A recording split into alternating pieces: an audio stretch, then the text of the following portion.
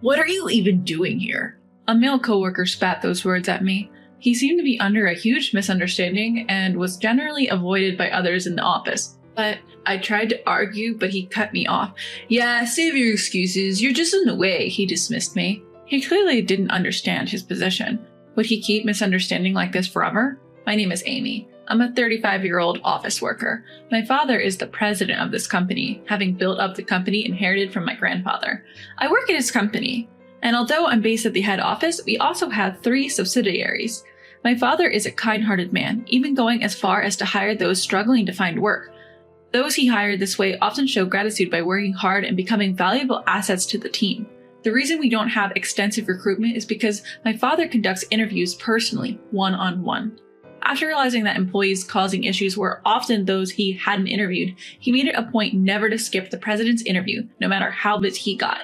Yet, even among these, there are people who misunderstand. One such person is Kevin, the son of a subsidiary president, and he is the worst. According to my father, he was previously employed elsewhere, but it seems his company went bankrupt and he lost his job. When the subsidiary president shared with my father that his son was struggling to find work, my father decided to interview him and ended up hiring him. At the time, they were short-staffed due to a recent resignation, and despite his interview performance, my father hired him due to the urgent need and the president's pleas. Then, complaints started emerging from that subsidiary, and word of these issues eventually reached me, who oversees talent development. Amy, have you heard? The president's son messed up another order. Hearing this, I finally brought the issue to my father. When I told him about the troubles Kevin was causing, my father asked me to go to the subsidiary and give him some guidance for a while. I hesitated, not expecting to be the one to go, but reluctantly agreed. And it was decided that I would be sent to the subsidiary. Starting from the next week, I began my stint at the subsidiary. So, I'd heard rumors, but I met Kevin, the president's son of our subsidiary, for the first time. I was here primarily to guide him, but officially I was in charge of everyone's training. Kevin was the same age as me. Because he was the son of a subsidiary's president, he seemed to carry some weight in the company. He reportedly respected his elders but looked down on his younger seniors and those of his own age. From his perspective, I was a woman of his age. There was no chance he'd listen to my guidance. But I knew I had to find a way, and it was racking my brain. The president of the subsidiary had introduced me to everyone as an instructor from the main office. Kevin gave me a glance. He probably didn't even conceive that he was in a position to be guided. From then on, I tried to engage with Kevin as much as possible, aiming to gradually establish a conducive environment for guidance. But of course, it wasn't easy. He made it quite clear he didn't enjoy talking to me, and we could hardly have a proper conversation. After I continued to approach him, he mocked, "What? You're into me or something?" I was upset, but I held my anger. Then he added, laughing, "You're just trying to get on my good side because I'm the president's son, right? Can't blame you. You're a part-timer." Little does he know, I'm the daughter of the president of the parent company. If anything, he should be the one trying to win me over. I cursed him silently and somehow managed to let it slide. The subsidiary president knows I'm the president's daughter, but he's been asked to keep it quiet. Fortunately, our last name is common, so nobody raises an eyebrow even though it's the same as the parent company president's. After that, Kevin continued to bug me. "Why are you here anyway? Don't bother with excuses. You're just a nuisance." Even though I explained why I was here, Kevin didn't seem to understand his position at all.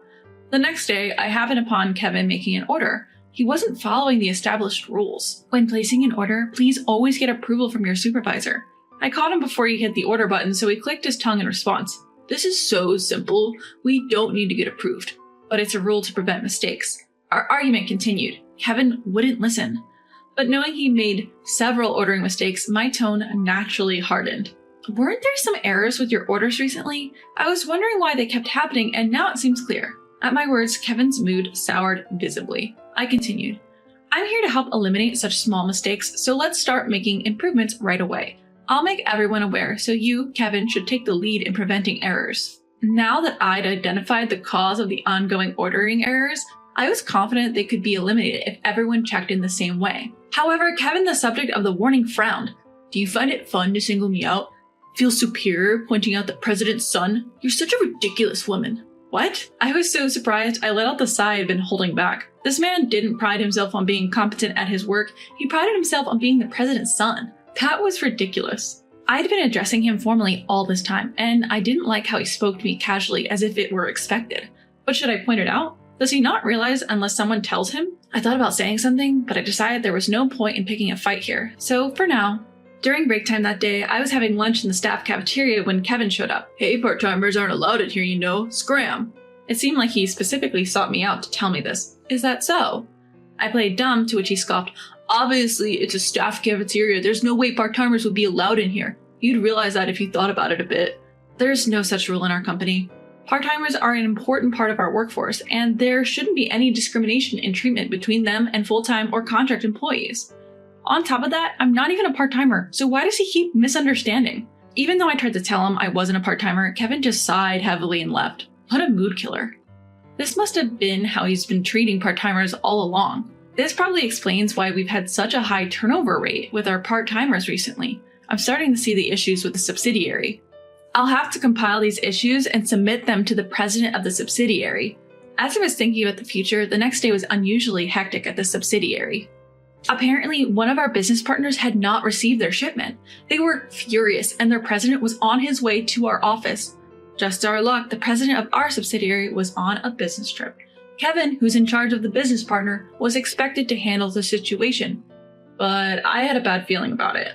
Before long, the president of the business partner arrived. Kevin was in charge of handling the situation, but he wasn't showing any remorse for his obvious mistake, which enraged the president. I couldn't just stand by and watch, so I bowed my head and went to greet the president.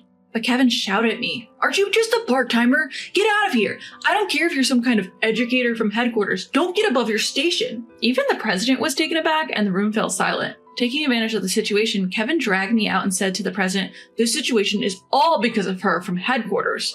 He then turned to me and said, "This mess is all your fault. Fix it, starting with an apology. Go on, apologize," and he shoved me hard in the back. I stumbled forward and ended up kneeling, as if I was bowing down to the floor.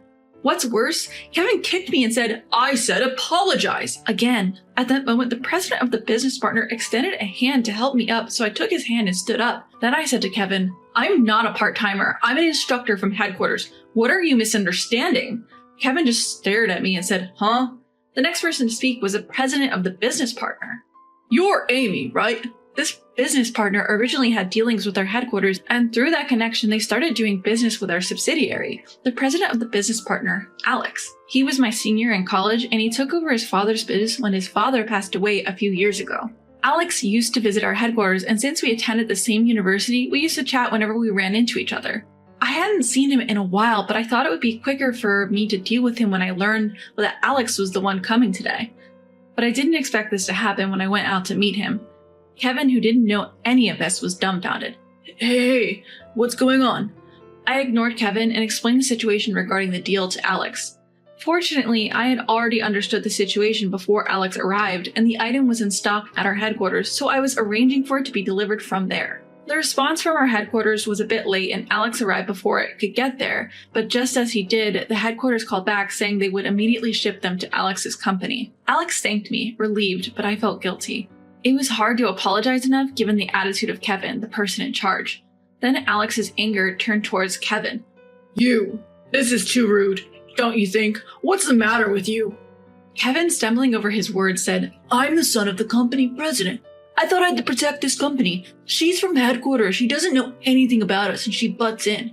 Alex stared at Kevin. "So you're the notorious troublemaker, the son of the subsidiary's president. Nothing you did looked like protecting the company, and do you know who she is?" Then finally, Kevin looked up at Alex and me.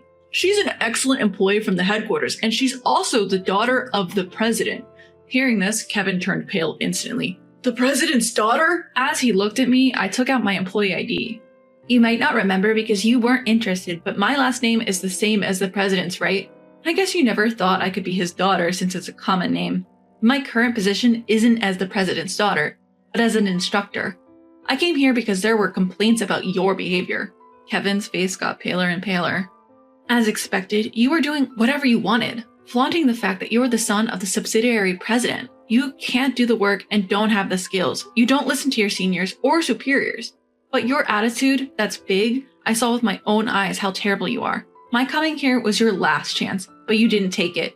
And you even did such a thing in front of a client." I had no intention of forgetting what Kevin had said to me or the fact that he had kicked me. Alex also said, "I've seen everything. I'll be a witness." Kevin turned pale as a sheet.